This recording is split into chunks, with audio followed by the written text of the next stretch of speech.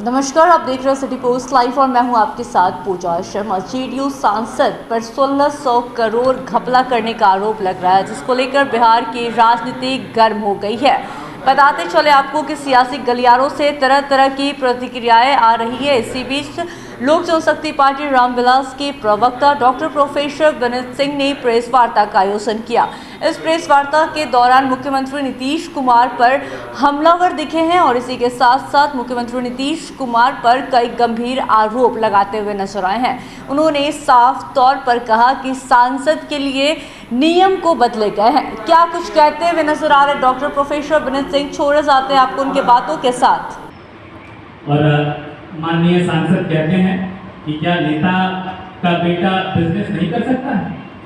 बिल्कुल बिजनेस कर सकता है, क्यों नहीं कर सकता है?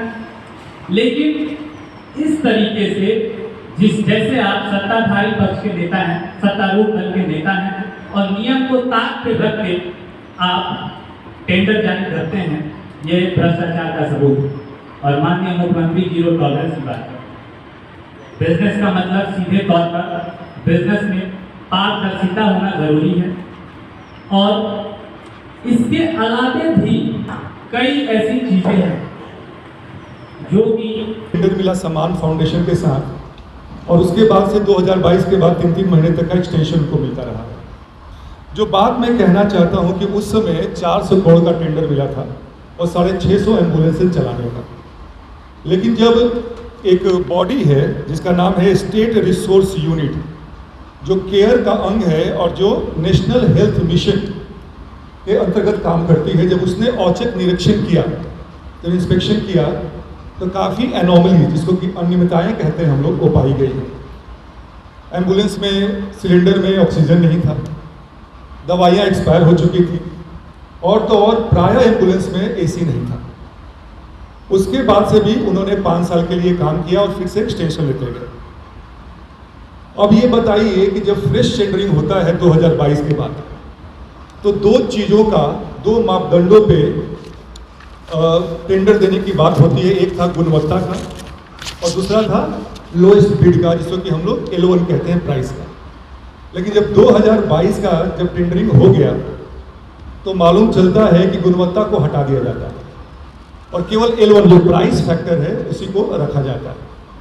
और इत्तेफाक कह लें इसको या एक सुनियोजित साजिश कह लें कि इस बार भी जो टेंडर है उसी कंपनी को मिलता है जिसका नाम है PDPL, जो कि आपके चंद्रेश्वर प्रसाद चंद्रवंशी जी के बेटे की कंपनी। तो ये एक इत्तेफाक है, ये जानना हम चाहेंगे। इसके अलावा ये भाई जो गुणवत्ता की जो बात हुई थी, जिसके बारे में केयर यूनिट ने बता दिया था कि भाई इनका जो काम है वो ढंग का नहीं हो रहा है, और तो और NMCH में जो 5 आपके एम्बुलेंसेज लगे हुए थे उनके बारे में भी शिकायत हुई थी। और जो Bihar state health society of Bihar, जो कि हेल्थ मिनिस्ट्री के अंतर्गत काम करता है बिहार में, और यही एजेंसी है जो कि इस एम्बुलेंस सर्विस को हैंडल करती है, उसने भी रेड फ्लैग दिखाया था। रेड फ्लैग मतलब कि उसने भी नाराजगी जाहिर की थी। उसके बाद भी उनको टेंडर मिलता है।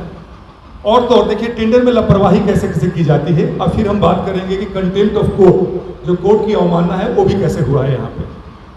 भाई टेंडर में था कि अगर कोई भी कंपनी अगर अकेले बिड करती है, 2017 में ध्यान दीजिएगा, समान फाउंडेशन और PDPL पशुपतिनाथ डिस्ट्रीब्यूटर ने मिलकर किया था। 2022 में केवल PDPL ने, समान फाउंडेशन एक कंपनी है बॉम्बे की, उसके साथ मिलकर काम किया। तो जब 2022 में जब टेंडरिंग किया गया तो उसमें पहला एक क्लॉज था कि जो भी कंपनी करेगी तो उसका टर्नओवर जो होगा, यहाँ पे ध्यान देने वाली बात है, 100 करोड़ का होना चाहिए, अकेली कंपनी का। हालांकि PDPL के पास 3-4 कंपनी है, ये पेट्रोलियम इंडस्ट्री में है, लीकर में है, ट्रांसपोर्ट में है। तो इन्होंने क्या किया कि 4-5 कंपनी मिला के 100 करोड़ दिखा दिया टर्नओवर, जबकि जो कंपनी इस एम्बुलेंस सर्विस को हैंडल करती है उसका टर्नओवर मात्र 25 करोड़ है। वहाँ पे डिपार्टमेंट ने इसको अनदेखा किया। इसके अलावा एक और क्लॉज था कि भाई कोई भी जो सोल बिडर है, जो अकेला जो बिड कर रहा है, उसके पास कम से कम 3 साल का काम करने का अनुभव होना चाहिए। और 750 एम्बुलेंसेज चलाने का अनुभव और 50 एडवांस एम्बुलेंस। दो चीज़ें हैं यहाँ पे, एक नॉर्मल एम्बुलेंस जिसमें कि 2 स्टाफ होते हैं और एक एडवांस है जिसमें कि 3 स्टाफ होते हैं। और इसके अलावा सर 75 सीट का कॉल सेंटर होना चाहिए, लेकिन इनके पास केवल 2.5 साल का अनुभव था।